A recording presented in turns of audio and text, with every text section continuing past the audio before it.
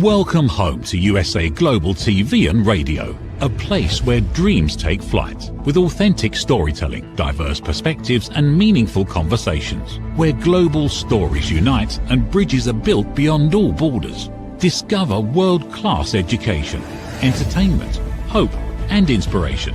Together, we're building bridges worldwide. Subscribe to our channel, USA Global TV. Download our app, USA Global TV. Be our guest or join our team. Visit usaglobaltv.com. Thanks to our founder and executive producer, Dr. Jacalyn Kerbeck. Music score by Yeffy Tang from Cloud Road Music. Voiceover artist Mike Porter. Creative direction by Paul Garcia. USA Global TV and Radio. Your home for global connection. All rights reserved. This video and its contents are the exclusive property of USA Global TV and Radio. Unauthorized use, duplication or redistribution in any form is strictly prohibited. Good morning, good afternoon, and good evening. Welcome home to USA Global TV and Radio, where we proudly provide world-class education, entertainment, hope, and inspiration. My name is Dr. Jacalyn Kerbeck, and it is my pleasure and honor to welcome you today to A Woman's Prerogative. Our topic today is how we cope with adversity. We all have to face challenges in life. Sometimes they're expected or unexpected. How do we show up? Joining me is the star of our show. Her name is Reverend Lydia Fougeres, and she is located in Canada, where I understand it is below 20 degrees Fahrenheit. Whoa, freezing cold. The good Reverend is the TV show host of a show she just did right before this, and it's in English and in French, and it's called La Voix de la Guérison, or The Voice of Healing. Reverend Lydia is a healer herself. She is an empath, and she is someone who leads her life with her heart. She is also an author. Let's welcome Reverend Lydia Fougeres to the program. Reverend Lydia, nice to see you today. Hello, good afternoon. Good afternoon. Nice to see you also. Good afternoon to you. So our topic today, I think, is a really good one. And by the way, we want to say hello to our friends at E360 TV who are distributing our content for us. Reverend, would you share with our audience who's not familiar with your work a little bit about your background and how you help people? Yes.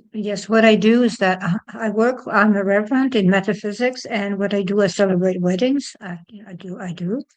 And I wrote books that are called 111 Reflections for Thy Earth Odyssey, which I build programs from. Those are reflections that I made through the years because I have had a lot of adversity. And through those books, which are reflections, there will be a third one that will come out soon. I actually build programs, and I do one-on-one also. So there are courses that are based on the books, on the reflections, to guide people in their life. I am a holistic nurse. I am a registered nurse, first line for registered nurse, and a holistic nurse also. I'm a master in Reiki, and I invented the miracle mist. That is a mist to elevate vibrations. So I am a person that is an intuitive, as you have mentioned. And I do have my inspiration from the other side, so the other dimension. So whatever I create, I get the inspiration. I am dictated what to actually introduce in my products from the other side, which is amazing. And someone can make an appointment with me on my website or by writing to me at 1-514-582-6882. But I also do represent USA Global TV and Radio in Canada and in French countries. So for those that actually want to have their own shows or want to be guests on USA Global TV and Radio, I invite them to try to join me, and I will lead them to you, wonderful Dr. Jacalyn. That will be my pleasure. So we will have someone in our family that will be added. Thank you so much, Reverend. I really appreciate it. And thank you for sharing your background with our audience. You've helped many people. And so all they have to do is reach out. Your contact details are in the show notes. So let's get into the topic for today, which is really overcoming adversity. And it's interesting. I actually wrote a book on this when I first started writing, I believe in 2021 or 2022, when I interviewed people from all over the world. And one thing that really resonated with me was that people have this incredible desire to just find a solution. It's about moving forward, accepting and identifying and realizing the fact that things are not going the way you thought that they would go. And yet at the same time, not falling completely apart and realizing that you've got to step up and find a way to get a solution. So that's the way that I address things. Things have gone wrong in my life. I shouldn't even say they've gone wrong. They happen for a reason, then we learn things from it. And I know the same thing with you. And one thing that our audience may not know is there is that saying, the show must go on. So we show up whether we are feeling great, whether things are going well or not, we continue to show up. So Reverend, in your work with people, can you share when someone comes to you and they're dealing with adversity, what are some of the things that you coach them on or that you share with them to help them get through this? Well, what I actually show them is that adversity is there to actually learn and that they have to make the most of it, even if it is very difficult. So I do not give them solutions at all because they have to find their own solution. So I always say, you are a very smart person, so you can find your own solution. I listen. I listen and try to make sense of what they are explaining. And I just try to walk them step by step in the problem. And I try to make them see the big picture because usually it is like someone that is right facing a wall. They face the wall, they do not see the big picture because they're too close. So, what I do is that I make them back up. And what I explain is that you have to look at, you know, the whole vision. You have to look at the puzzle first because the pieces, you've got some pieces that are missing. So you have to understand that whatever piece is missing will make some sense eventually. So we will work from there, cause to effect. Thank you so much for explaining that. And that's such a good point. So I know when I was getting certified as a life, career, and executive coach, that was one of the things that we were taught is that you don't provide solutions. You ask thought-provoking questions to get your client to think, and then you remain silent while they're processing the information so they can come up with their own answer. Because Reverend, what happens when we give people answers? When we give people answers, we are wrong because the thing is that we do not live their life. We do not have their surrounding. We do not understand the way they understand. So we can make a serious mistake by giving them the solution. It is absolutely unnecessary to give a solution to someone that already has the solution because everyone is smart enough to find their solution. It is just that they need time to find their solution. We have to encourage them to know that they already know the answer. Absolutely. And I think when we allow people to come up with their own solutions, we're showing them respect. We're honoring their intuition. And when we don't do that, when we're kind of giving them a forced solution, what happens then? Well, what happens is that they try to do whatever we have suggested and they mess up. And who is blamed? It is us. And the situation is not repaired at all. So the thing is that they have to find their own solution at the end of the day, anyways. So those that give solutions actually should abstain from giving solutions. That is exactly what I told my granddaughter yesterday.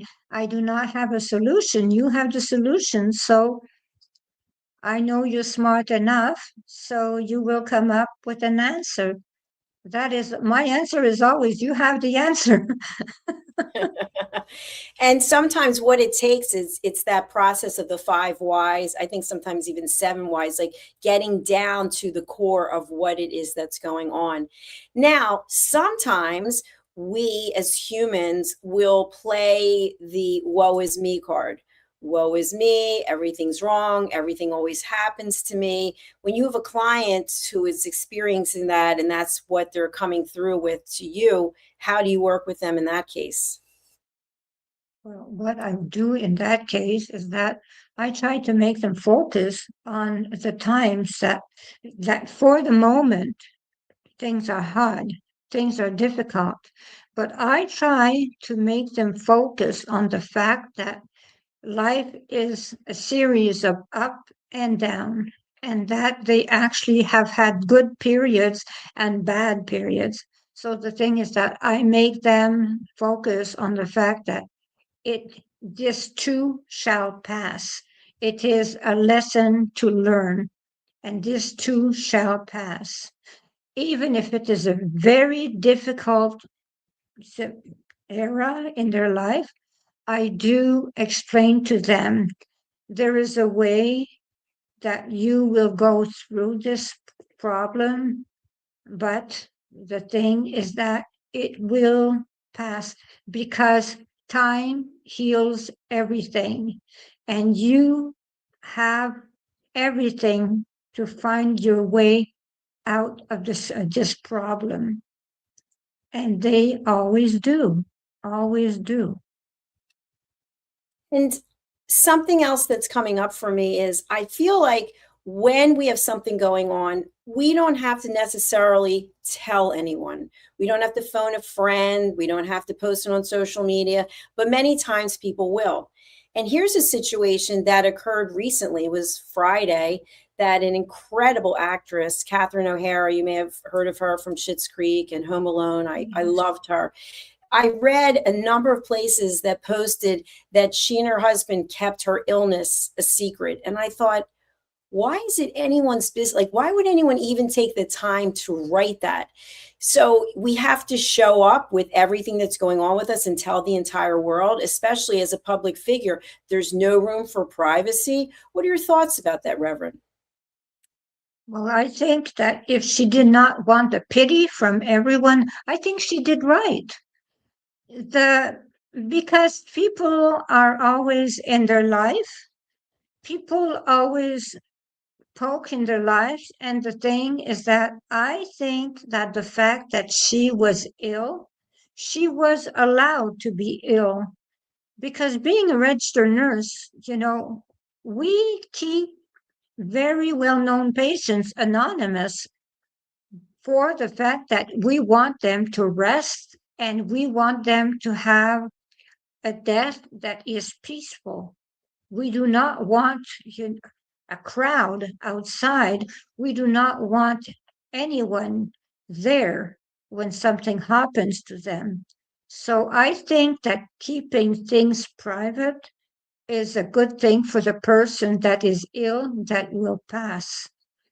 It is it is absolutely fine to do it because I experienced it, and I experienced the opposite when very important figures were known to pass at the hospital where I was. They were known to pass, and it was extremely difficult. I'm telling you, we are talking about flooded corridors, people trying to come in, the television, cameras coming to see the deceased. This is unbelievable. So it is very important to keep the privacy when we want things to stay small. Yes, I love how you shared that with our audience. So we're all entitled to privacy and we're all entitled to process our adversity as we would. And at the same time, it's like what happened with Catherine. People are like, well, why didn't anyone tell me? Why didn't you tell me? Well, we never knew because we don't have to share every single detail about our life. Now, what is it when inquiring minds want to know everything about us? it is not their business. It is really not their business because it all depends on the position the person has. So the thing is that, it is not our business. Here in Canada, we are very private people, I would say. We are very secretive, very private, and we think like that. And I used to have trouble understanding what it was about people wanting to know everything was happening in Hollywood and all those magazines that were around. I did not understand any of that before because I did not think that the fact that a star was a star, that they had to actually explain everything to the public, just like you see all those reality shows. In my opinion, they are completely ridiculous. Why would someone follow someone day after day, minute after minute? I do think it is like that. Reality shows are ridiculous for me because they pry. That is the way it works for me. So why don't they let alone those people that are doing some great work, movies? Why do not they let them alone in their private world when they are very good actors, good actresses? Why do they not let them alone in their private life? Because it does not change a thing to their career. If you know that, I do not know, if you know that they went in Paris to a restaurant, who cares? Who cares? That is the way I see things. As long as they do good movies and they are good people, the important thing is that they are good people because we have to set an example. So we have obligations, that is for sure. When we are public figures, I admit we have obligations as public figures to be good people, to be good leaders. But the thing is that everything does not belong to media. Yes, the thing with the media, and I've noticed this, is I'll be looking at Instagram and all of a sudden I see a picture of two movie stars and the camera's like zoomed in. I think, why don't they just leave them alone? Because they get paid. They get paid to take photographs of people. That's their job. And something that I've read, that I forget which A-list celebrities were interviewed, and they said they realized that that's part of what they sign up for. They're in the public domain, and so they realize that their privacy comes at a cost. So we're talking about privacy today as it relates to overcoming adversity or going through adversity. And one of the things I want to talk about now is when we actually have been in the throes of adversity. I've seen people who film their entire scenario, whatever it is they're going through. They write a book, they do day by day TikToks or Instagram so that people can see what they're actually going through. So what are your thoughts as someone who works with clients to help them find their peace and actually to help them understand their own why? Is this a methodology that is healthy if you actually maybe have a film crew following you around, documenting what it is that you're going through? Well, it could be good if actually people learn from what you are doing. If it helps others understand something, a disease, whatever, if it does help, I think it is a good idea. But the thing is that if it actually is something to actually give you an image, that give you some kind of image, boost your ego, I do not think it is important to have everything. I know some people that actually everything they do is online. Everything, whatever they eat, whatever they do, whatever, everything is online. But the thing is that having a TV crew follow you around, doing everything with you, That is, I would say, a little exaggerated, because the fact is that you do not, I'm not talking about you, Dr. Jen. The person actually does not represent reality as such. So, why do they call those reality shows? By following people that are going through all kinds of things, when actually this is not the reality of anyone else. So why would they call that reality shows when it's no one's reality? So I do have trouble understanding that adversity that is filmed over and over and over again does not help others that go through adversity.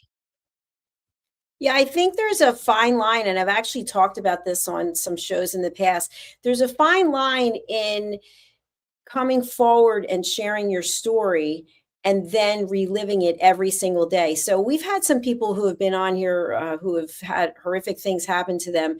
And I would ask them, how do you continue to move forward when your entire platform is based on the loss that you suffered? And it's tough because they're constantly having to retell the story. And it could be suicide, it could be someone who was kidnapped. I mean, we've had all kinds of people on with different stories.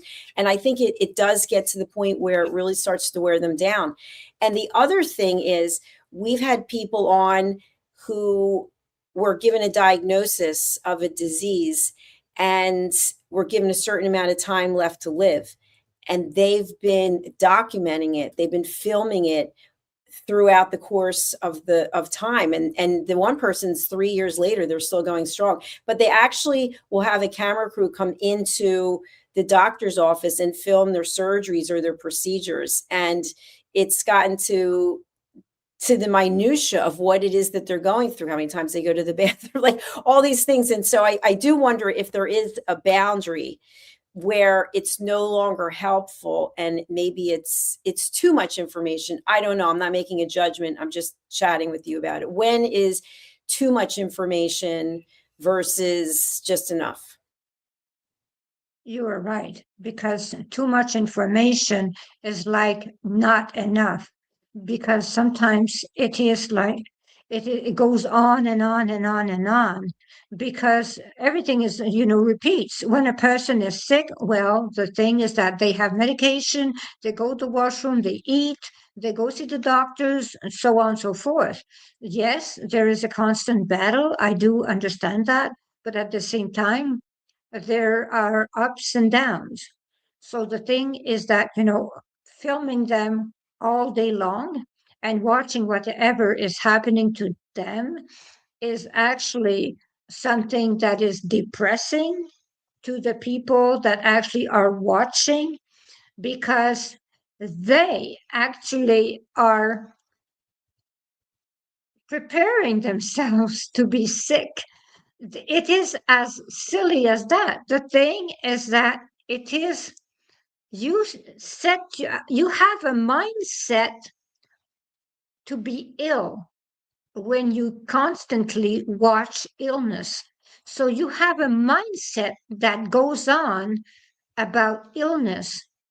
Just like when people face cancer, there are two there are two schools of thought. Okay, you do chemotherapy, so on, and then you go in those groups and these cancer groups and whatever, and then you follow everyone that has cancer. This is one school of thought.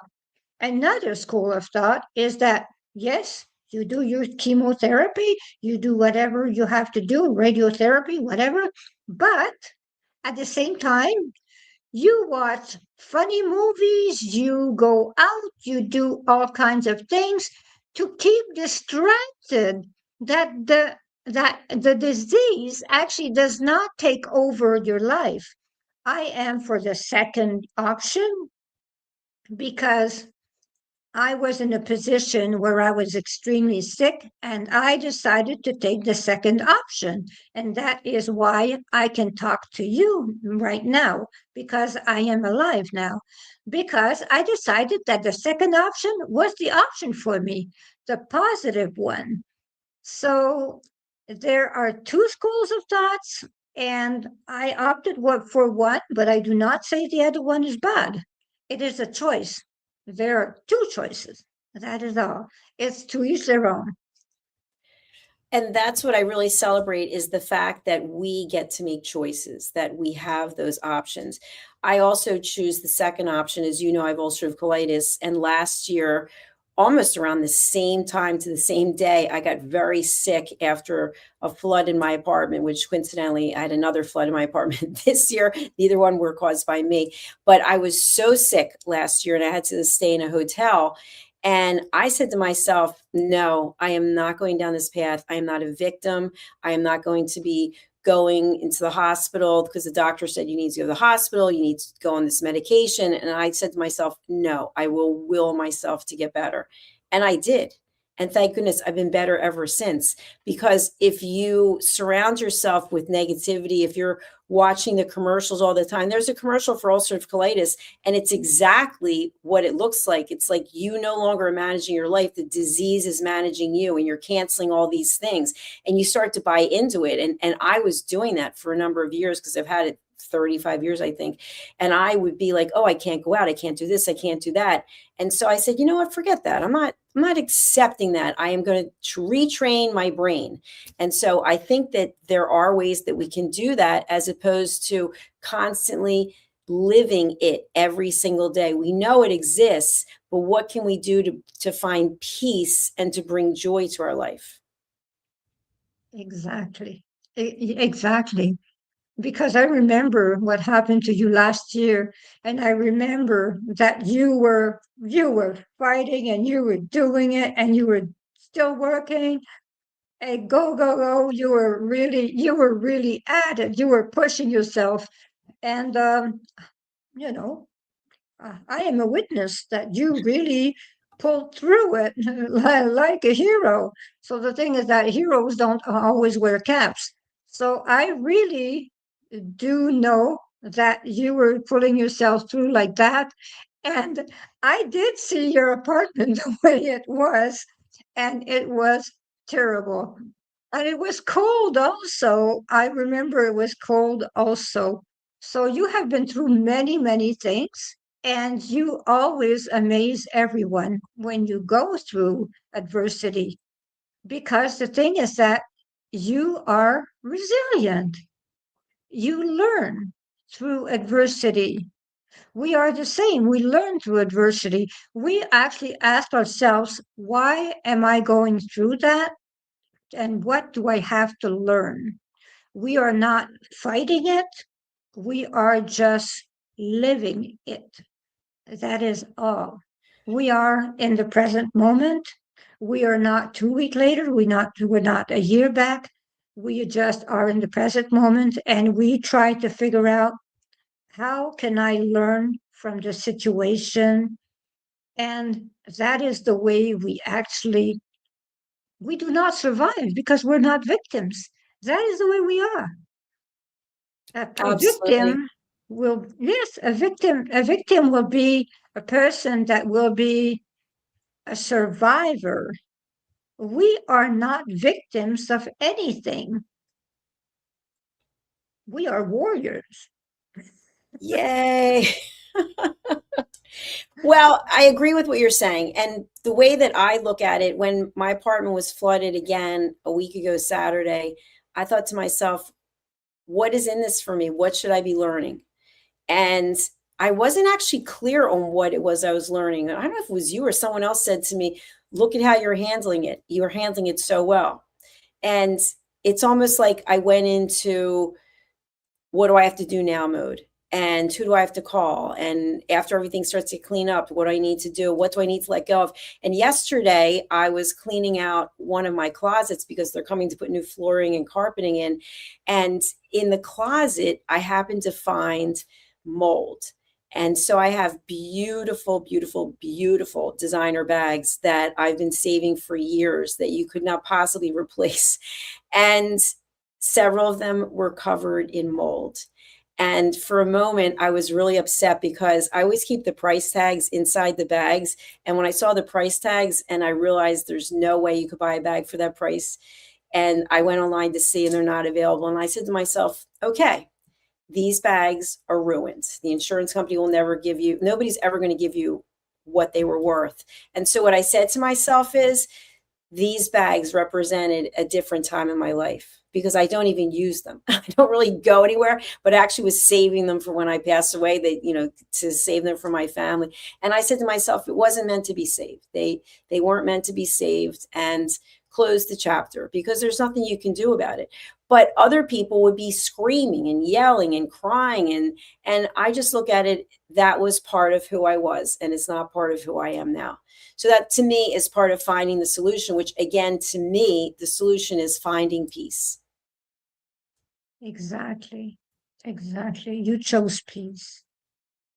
That is exactly what you did. You made the right choice. You chose inner peace instead of drama, which you always do because I know you. And you as So, well. You choose peace as well. And by the way, I'd love for you to chat with our audience. You're very in tune with nature. You spend a lot of time in nature. You shared some of the things that you actually do in nature that blew my mind because I am not an outdoor person. So would you please share with our audience what you do in the outdoors and give them a visual? We'll have some pictures in the future, but tell them about that. okay, well, I live in Canada, in Eastern Canada, and right now it's my minus 20 Fahrenheit. So it is quite cool, but I dress very well. I am a person that chops wood. I have my own chainsaw. Yes, I do not, a reverend with a chainsaw. I do have a chainsaw, 16-inch blade.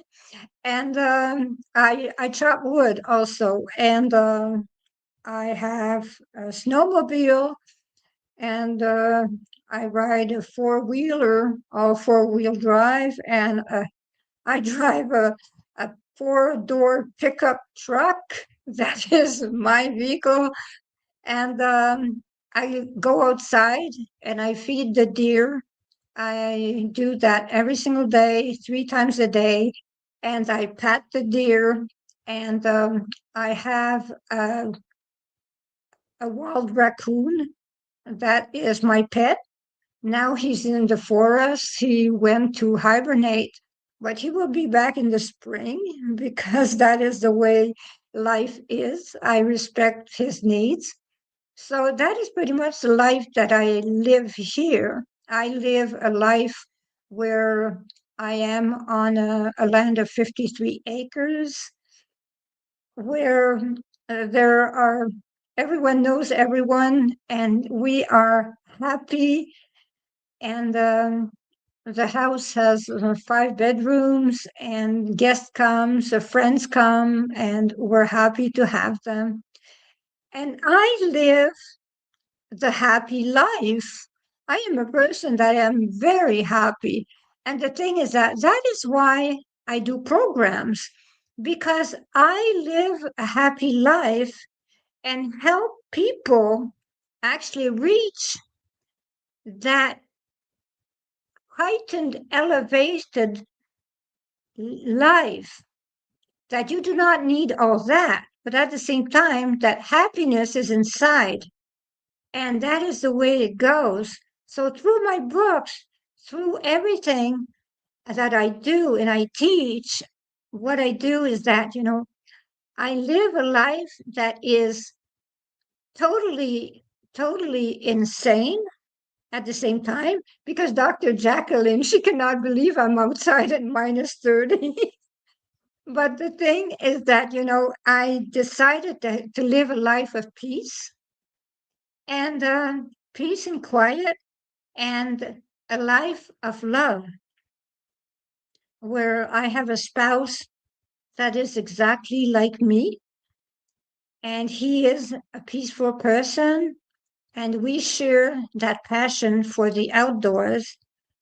And we actually send love everywhere on earth because we have enough for everyone. So that is why I am a healer, a medium. I can do healings from the distance to everyone. Actually, I have something like seven appointments this week to do distance healings, and they are 1 hour each. And I have really good results with people that have amazing conditions that actually I am so happy. I am grateful that I can help because we are talking about situations where a person went from all kinds of, for 40 years, went from doctor to whatever, and I did not give up on that person. And now that person has a straight spine when the person had a crooked spine and now has a straight spine.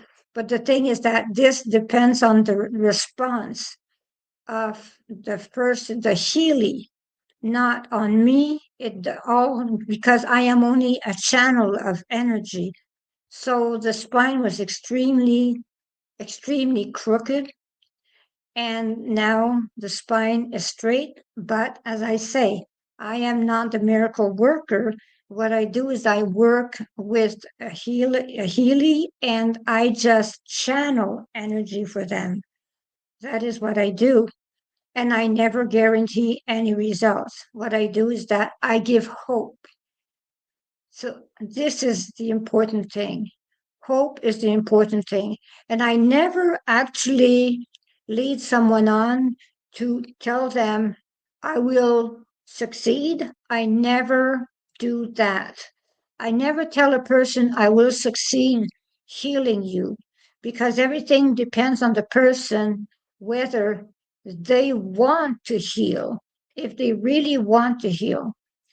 So that is something that is metaphysical, and that is the way it works. So if you feel like joining me, 514-582-6882 in Canada. Namaste. And that is being in the wood, happy as can be. Namaste. Thank you for watching us.